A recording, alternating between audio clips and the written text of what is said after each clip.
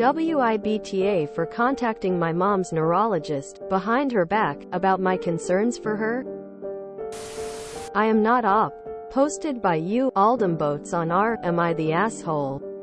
Original the 26th of January 2021. Update the 2nd of April 2021. Update to the 3rd of December 2021. On mobile. Pardon any strange formatting. Here's some info that I figure will be asked about before I get into things. I am listed as someone who can access her medical records in accordance with WIBTA. My dad and her neurologist know each other professionally. It's a tight-knit community here. But again, there has never been an issue where they talk about our care without our consent. Now on to the issue. My mom, 59, has multiple sclerosis and depression. She is closely seen by a neurologist for her MS, but doesn't see anyone for her depression other than her PCP refilling her meds and asking the basic PCP mental health questions. Lately, past year or so, my mom has been having a lot more trouble doing complex tasks and handling sudden changes or sudden, semi-chaotic situations. Her moods also seem to change very quickly. She will go from extremely irritable and stressed 1 minute, to happy-go-lucky and head in the clouds 5 minutes later. She is becoming slightly more forgetful, but not with anything crucial.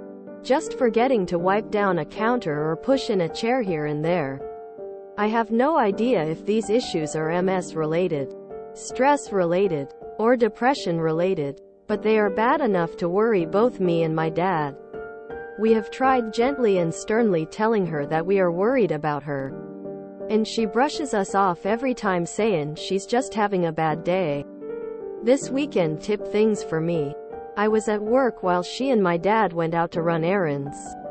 My dad went to get the car warmed up, and before heading outside gave her specific instructions on how to set the alarm so the dog wouldn't trigger it. Set it to stay, not away. My mom repeated the instructions, and then did it wrong, causing the alarm to go off and my dog to panic. She then suddenly didn't know the code to disarm the alarm, and was screaming at my dad for not controlling the dog, and blamed him for the alarm going off since she did exactly what he said. She didn't. Later that day, when I came home, she yelled at me for my dog setting the alarm off. Mid-sentence her face relaxed and she suddenly was calm and wanted to know about my day. It was uncanny and scary. My dad later pulled me aside to explain what happened. As I wrote above, I told my dad that I think she needs further assessment, and he agrees, but thinks it would be inappropriate for him to contact her neurologist since they know each other professionally. He said I am more than welcome to do so, but I'm torn. People are worried about her, but she is adamant she doesn't need further evaluation. WIBTA if I contacted her neurologist without her knowledge, consent to explain my concerns to him? Update. Again on mobile. Sorry for any strange formatting. I began a log of the worrisome instances and talked to my dad more about the situation. We both felt we owed her the respect of telling her I would be letting her neurologist know what was going on. My dad approached the subject after dinner one night and my mom actually took it very well. She agreed that she needed to see someone about what was going on, but she was just scared to admit that things were getting worse. I totally understand her fear, and I'm glad she finally let us in and opened up about it. She's going to make an appointment with her neurologist on a day that I'm off work so I can go with her and let him know what was happening. She also agreed to start looking for a therapist, psychiatrist to help her deal with her depression, and finding coping mechanisms for her stress. The conversation also turned to how she's noticing that she isn't as capable at multitasking at work, and she's terrified. She loves her job and has been with her company over 20 years through multiple buyouts. Once she sees her neurologist and gets into therapy, she's going to figure out what additional accommodations would help her be able to succeed best at Work, the stress of work, or the thought of not being able to work, was really getting to her, and being able to finally tell us her fears and anxieties while we expressed ours brought us all closer. TLDR, all in all, things went better than I could have imagined. She is grateful that we are worried about her and is willing to go get checked out. Update 2. Many of you requested this update, and I have good news. My mom saw her neurologist and he says that what she's experiencing don't sound like MS-related dementia or worsening. He thinks that it is due to very high stress levels that my mom is refusing to acknowledge.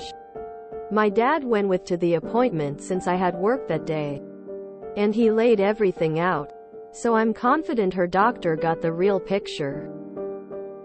My mom is looking up therapists in our area that specialize in work stress and chronic illness anxiety. I told her that she has 2 weeks to make an appointment with someone. Even if she can't find the one yet, she needs copy-image strategies and she needs them sooner rather than later. Plus, actually meeting with someone will give her a better idea of what she is actually looking for. In a therapist, she can afford to try out a bunch of them. So we aren't worried about that. I'm more worried that she will be too stubborn to actually schedule an appointment. Anyway, things went better than anyone had hoped. Now we just have to wait for her to get those desperately needed coping strategies. I'd really like another update about the results of the assessment. There's another update posted, the 3rd of December 2021. Many of you requested this update, and I have good news. My mom saw her neurologist and he says that what she's experiencing don't sound like MS-related dementia or worsening. He thinks that it is due to very high stress levels that my mom is refusing to acknowledge. My dad went with to the appointment since I had work that day, and he laid everything out, so I'm confident her doctor got the real picture. My mom is looking up therapists in our area that specialize in work stress and chronic illness anxiety. I told her that she has 2 weeks to make an appointment with someone. Even if she can't find the one yet, she needs copy-image strategies and she needs them sooner rather than later. Plus, actually meeting with someone will give her a better idea of what she is actually looking for. In a therapist, she can afford to try out a bunch of them. So we aren't worried about that. I'm more worried that she will be too stubborn to actually schedule an appointment. Anyway, things went better than anyone had hoped. Now we just have to wait for her to get those desperately needed coping strategies. I watched MS steal my father by inches. A lot of what she describes happening is the MS relapsing, or if she's got stage 2 progressive, it's taken a turn. Wow, that was a lot. I'm glad OOP and their mom have a happy ending. Depression, MS, and stress are no joke on their own. And together, I'm glad OOP's mom has such a strong support system.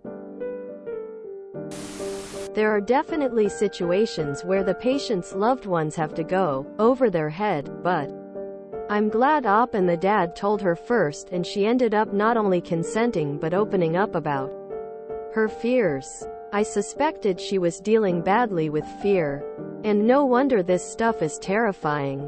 It seems like everyone is doing their best in a difficult situation and being a team, as families should. It is a terrifying thing to start to lose mental capabilities for the patient and those around them. I am glad OOP's mom has a support system that not only keeps track of these instances, but can talk about their fears in a loving and gentle manner. Instead of blaming her or OOP's mom not taking responsibility of her illness and brushing those fear aside. It's not against HIPAA to contact a loved one's doctor and share concerns. But the doctor will not share anything with you and may address this situation at their own discretion. They could gently try to ask questions during an appointment, tell the patient a loved one contacted them, or ignore it completely. You left out the actual conclusion but marked it concluded. The post as it is ongoing. I'd also be looking into the side effects of the meds she's on for MS. And if her MS meds interacting with her mental health meds. MS can definitely be causing your mother's symptoms. Manic mood swings have been studied and attributed to MS within the last few years. Cognitive issues are common as well as short-term memory loss. At the very least, her neurologist should have ordered a new brain and cervical MRI with and without contrast. This sounds very familiar. My mom with MS was basically forced to retire about 10 years ago for similar symptoms. Affect disorder. Unable to multitask. Auditory processing disorder. In her case, it was almost certainly the MS. She has damage all over her brain. MRI. We were terrified that she would continue to worsen and spiral. But, by some miracle, she didn't. She basically plateaued and went into remission after decades of chronic progressive MS. She's in assisted living instead of on her own. But she's still herself. MS is such a weird beast. Best wishes to all of you dealing with it as patients and caregivers. If you enjoyed this video, please check out our playlists full of similar content. WIBTA is like doom scrolling for your ears. Please like, share, and subscribe.